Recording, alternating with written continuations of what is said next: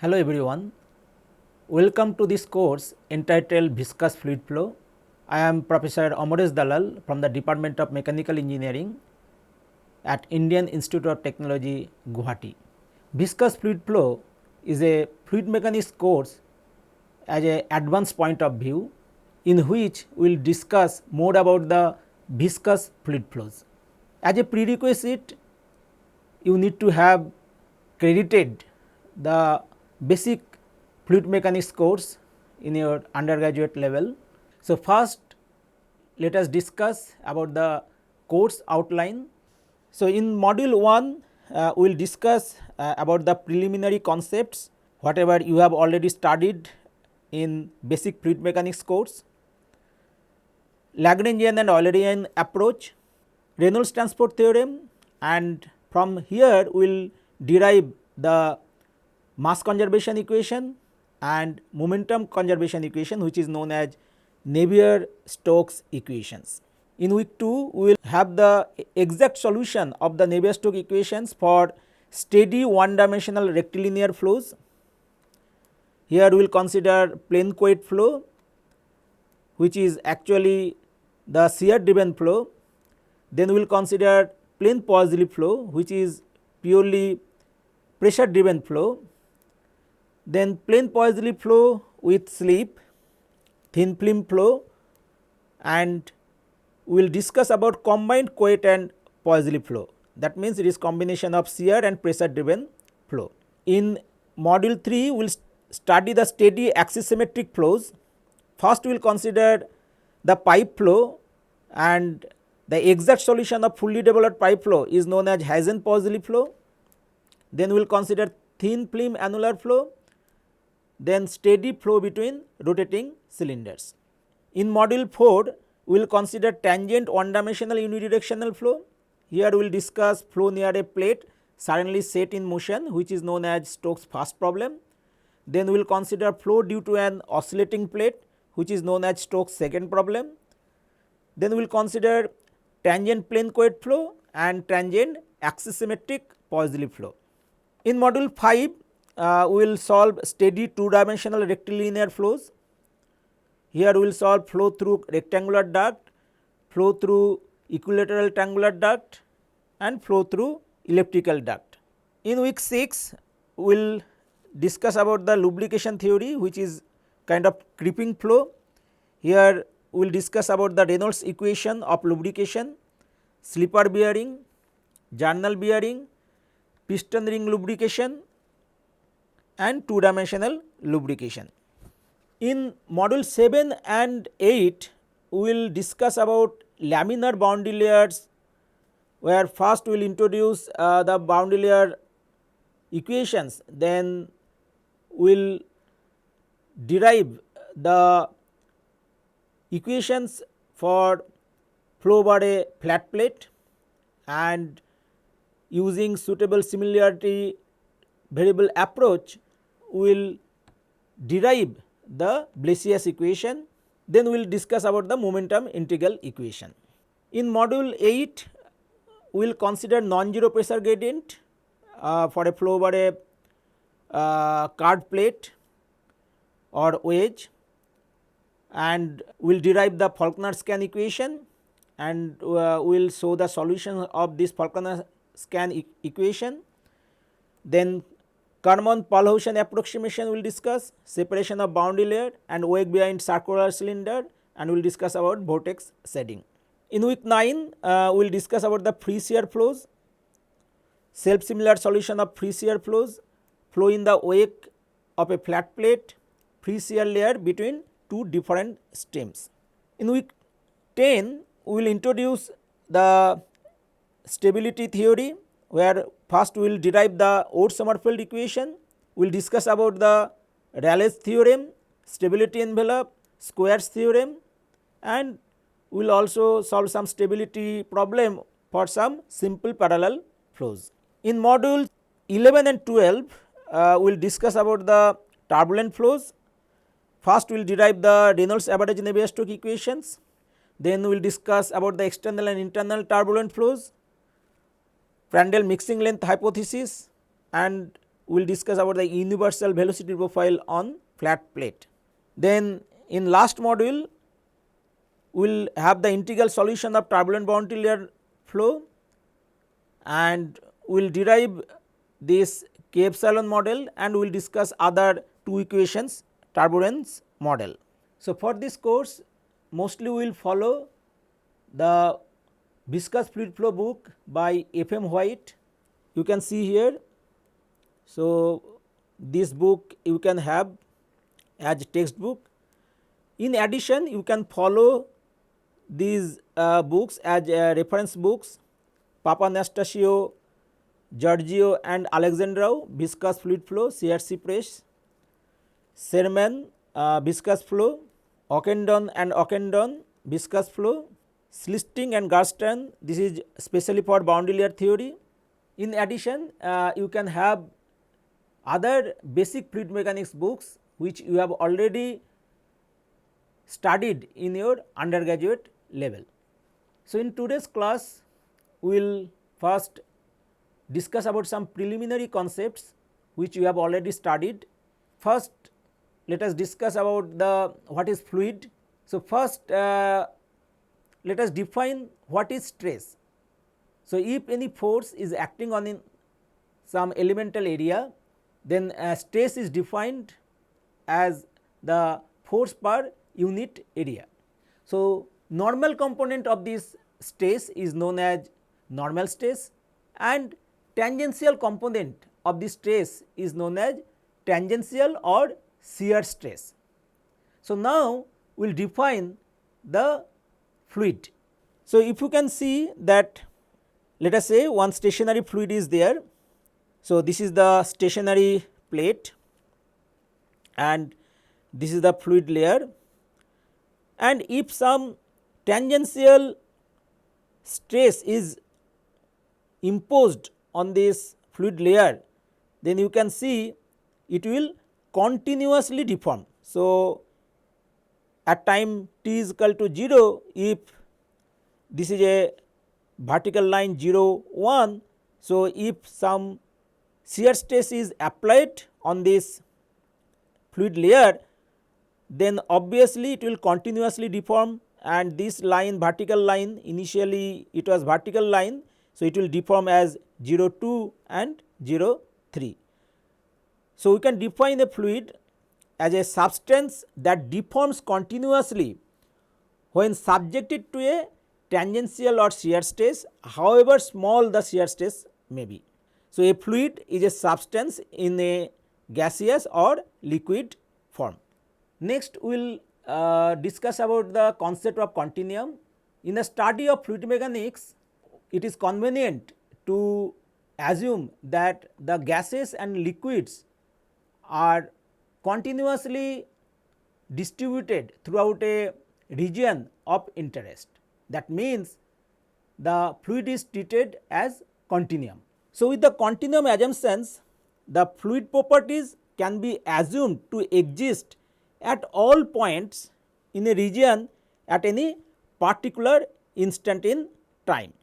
So, consider the variation of density as a function of a size of any element delta V. So, rho is the density of the fluid, delta V is the volume. So, if you see that at larger delta V, the density is affected by the inhomogeneities in the fluid itself arising from varying composition and temperature distribution, and if delta V becomes smaller in this region, if you consider that it is almost constant and it is uniformly distributed, and if delta V is very small. So, you can consider in this region, then there will be random fluctuation of density. Okay. So, you can see that we can define a density rho in the limit of this delta V, because below this delta V, so there will be a fluctuation, and due to this fluctuation there may be change in mass. Okay. So, obviously, you can see that it will not be continuously distributed in the region of interest. So, density we can define as limit delta V tends to delta V e, which is the limiting volume delta m by delta B. So, delta m is the mass of the element and delta V is the volume of the element. So, if lambda is the molecular mean free path of the molecules and L is the characteristic length, then this continuum approximation is valid when lambda by L is much smaller than 1. So, if you define the Knudsen number as the ratio of lambda by L, then the continuum model is acceptable if the Knudsen number is less than 0.01, okay, and no slip flow will be valid in this range of Knudsen number less than 0.01, and for slip flow this Knudsen number range is between 0.01 and 0.1. So, let us discuss about the Newtonian fluid. So, again we will consider one stationary fluid element over a flat plate.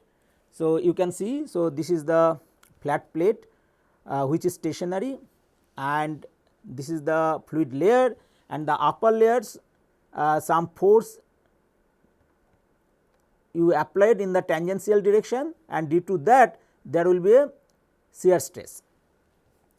Now, if you consider initially one vertical line A B, so after time delta t, obviously due to this applied tangential force, this A B will come to a position A B prime, and it will make one angle delta beta, and the distance B to B prime is delta A. So, obviously in delta t time this B travels to B prime. For this case, if the height of the fluid is h, then velocity profile may look like this linear profile, and u will be just u y by h, where y is measured from the bottom plate.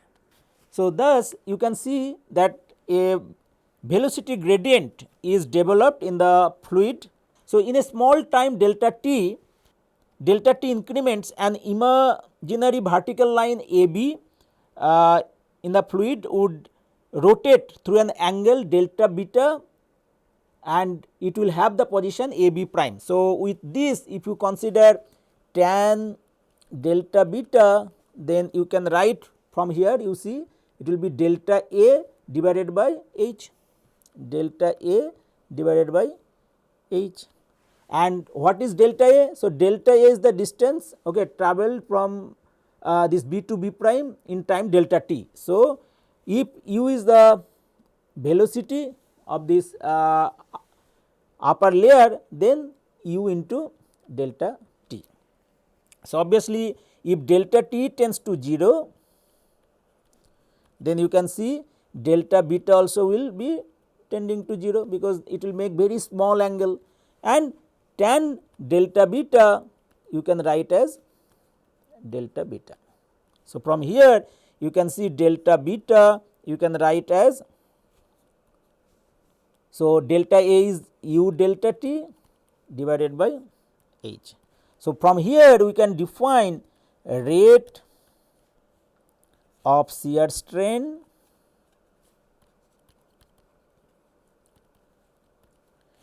gamma dot is equal to limit delta t tends to 0 delta beta by delta t. So, delta beta by delta t, so that is the from here you will get u by h, and which is nothing but the velocity gradient du by dy, because if u is the velocity profile, then from here you can see you can write in terms of the velocity gradient du by dh. So, from Newton's law of viscosity,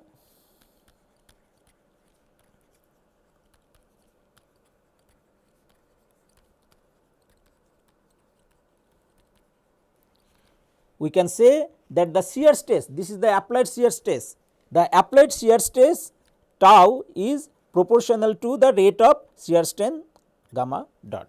So, that means shear stress is proportional to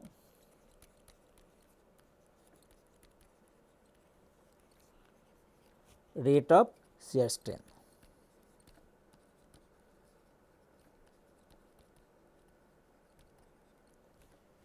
And now we can write tau as proportional to the velocity gradient du by dy, and we can write tau is equal to mu du by dy. Okay. So, mu is the proportionality constant, and this proportionality constant mu is known as dynamic viscosity.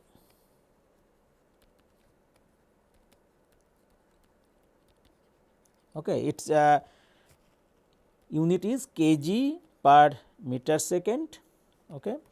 And we can define the kinematic viscosity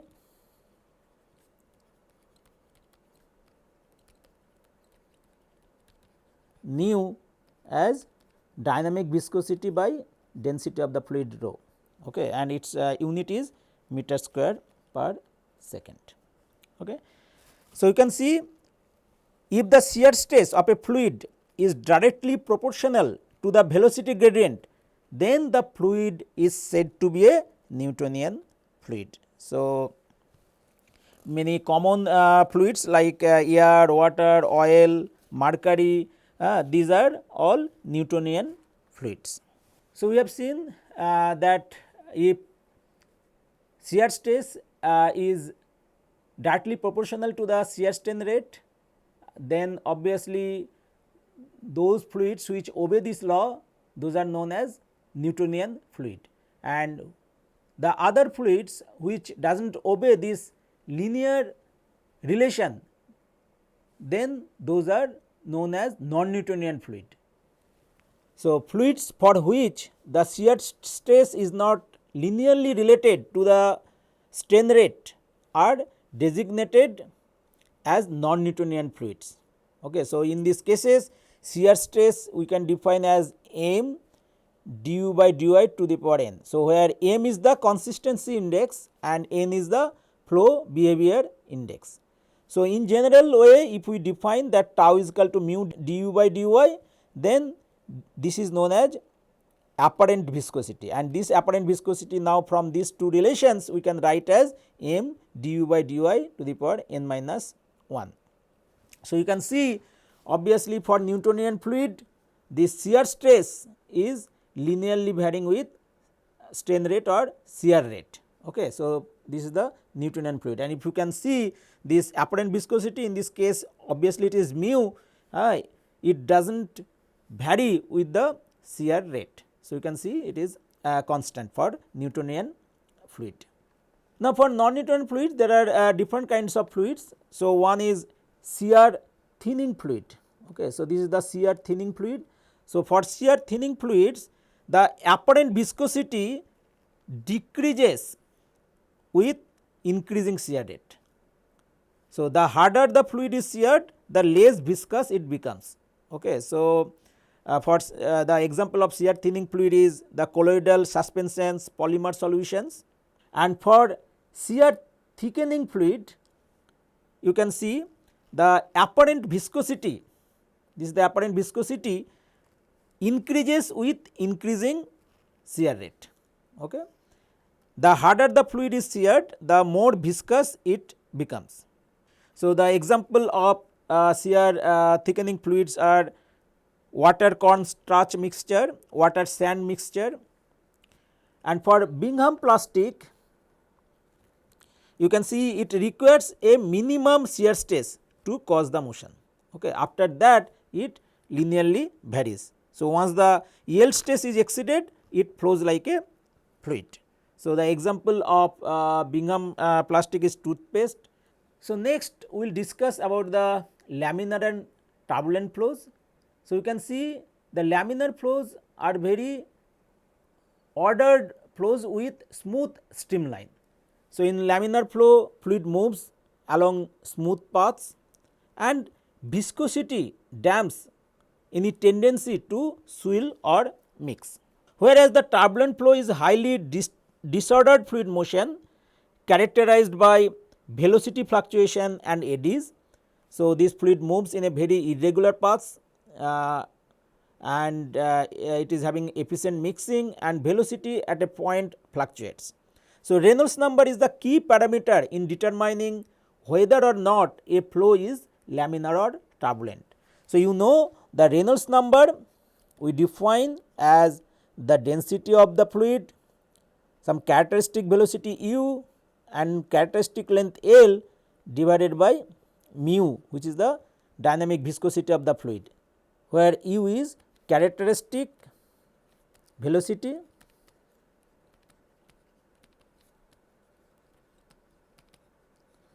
and L is characteristic length.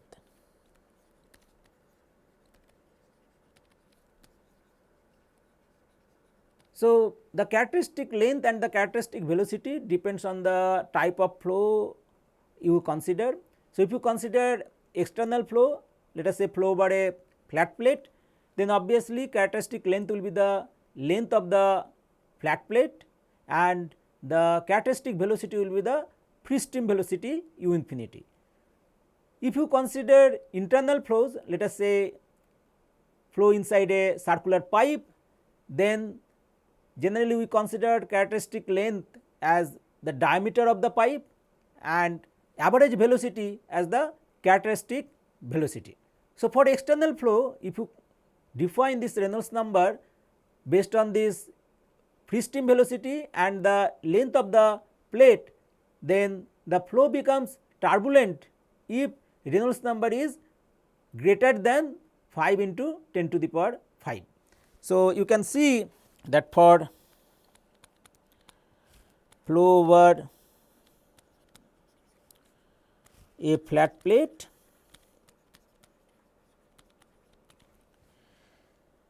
this Reynolds number based on any x, so it will be greater than 5 into 10 to the power 5, then the flow becomes turbulent. And for pipe flow, Reynolds number based on the diameter of the pipe and the average velocity, if it becomes greater than 2300, then the flow becomes turbulent. Now, let us discuss about the steady and unsteady flows. So, obviously, in steady flow the flow parameters does not vary with time. Okay. So, the gradient of any flow parameter with respect to time will be 0. So, in this case the properties at every point in a flow field do not change with time. So, that means del of del t of any parameter will be 0. So, if you consider, let us say a flow inside a pipe, okay, and in laminar region, then you can see that the velocity any quantity u or v, if you measure with time, then you can see that it will be a flat curve, it does not vary with time. But if you consider unsteady flow, then obviously the hydrodynamic parameters change with time. So, unsteady flow we can have two types, one is transient, the other one is periodic. Okay.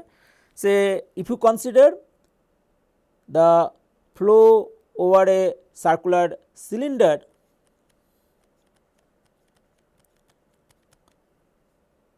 of diameter d, then if Reynolds number based on diameter is less than 40, then generally it is a steady flow,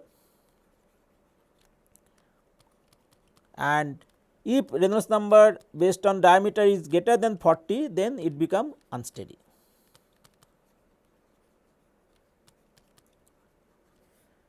So, if it becomes unsteady flow and if you are starting the solution from initial velocity as 0 inside the domain, then obviously the if you measure the velocity at any point in the domain, then initially it will vary or increase with time. After a certain time you will find that there will be a vortices behind this cylinder, it will be shaded periodically, which is known as von Karman vortex state, and it will periodically shade behind the cylinder. So, this velocity if you measure with time, then you will notice that it will become periodic. So, obviously you can see the initial part is known as tangent part, because it is varying with time. After that it repeats periodically. Okay. So, obviously this is known as periodic flow. So, now let us discuss about the fluid statics. So, fluid statics is the study of fluid at rest, that means there is no relative motion between the fluids. So, you know that Pascal law states that pressure at a point in a static fluid is equal in magnitude in all directions. So, obviously you can see that whatever we consider the hydrodynamic pressure P, okay, at a fluid element, it is same and also it acts at a point from all directions. So, now let us discuss about the basic equations of fluid statics. So, you can see that if you have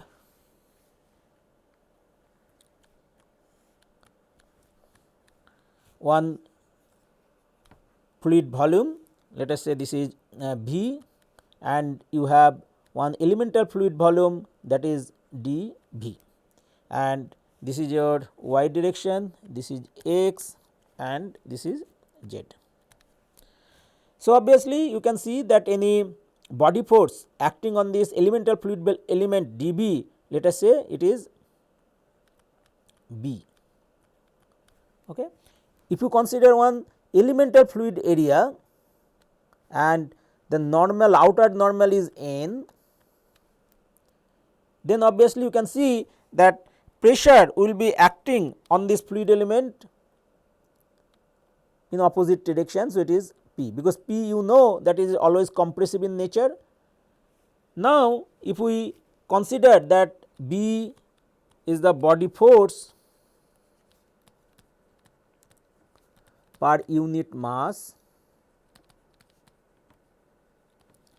and N is the unit normal outward,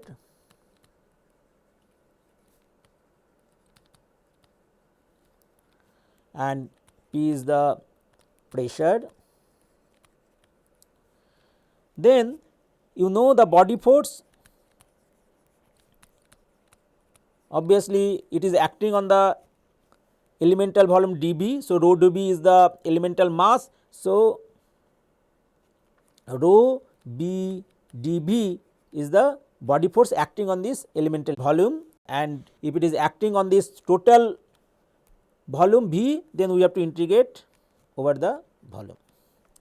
And surface force, you can see here only this pressure force is acting on the surface. So, obviously we can write as area integral minus P n dA. So, now in the equilibrium condition, when fluid is at rest, equilibrium condition, fluid at rest. So, this body force plus surface force is 0.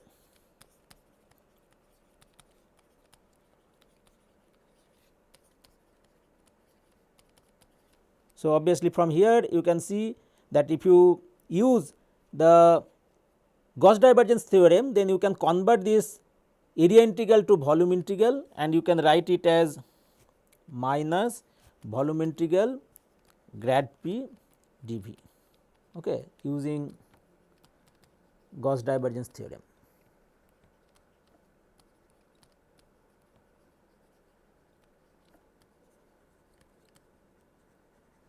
So, you can see that it is volume integral rho v minus grad P dV is equal to 0. So, obviously, for any fluid element you can write that grad P is equal to rho B. Okay. So, obviously, this is you know that it is del P by del x I plus del P by del y j plus del P by del z k is equal to rho B x I plus rho B y j plus rho B z k. Okay. So, I j k are the unit normal in the direction x y z respectively. So, if fluid is at rest and it does not undergo any acceleration, then obviously the gravity, if it is acting only in the z direction, then obviously g x is equal to g y will be 0 and g z will be just minus g, okay, where g x is the body force. So, it is b x is equal to b y is equal to 0 and b z, which is your gravity acting in the negative z direction, it is minus g. Okay. So, now from here you can see that you can write del p by del x is equal to del p by del y is equal to 0 for horizontal surface, okay, and or horizontal plane,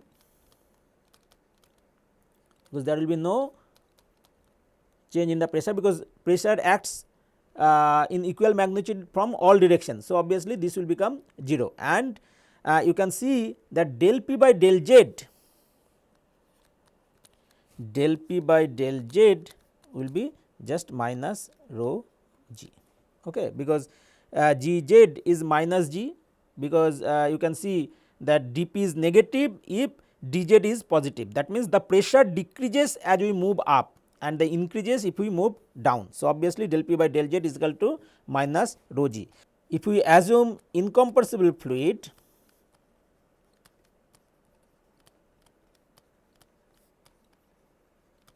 okay.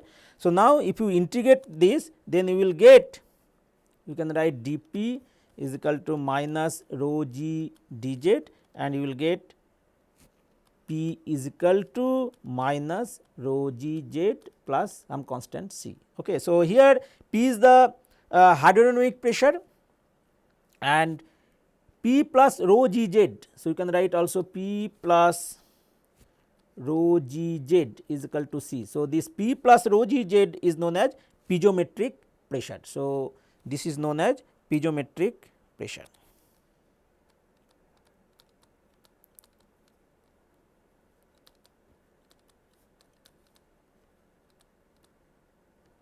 So, in today's class we first defined what is fluid, then we have discussed about the Newtonian and non-Newtonian fluids. In Newtonian fluid, we have shown that shear stress is directly proportional to the shear strain rate and we defined the fluid property viscosity. Next, we discuss about the non-Newtonian fluid, those fluids which does not follow the Newton's law of viscosity, those are known as non-Newtonian fluid. And in non-Newtonian fluid, we discuss about shear thinning and shear thickening fluid. Then we discuss about laminar and turbulent flows.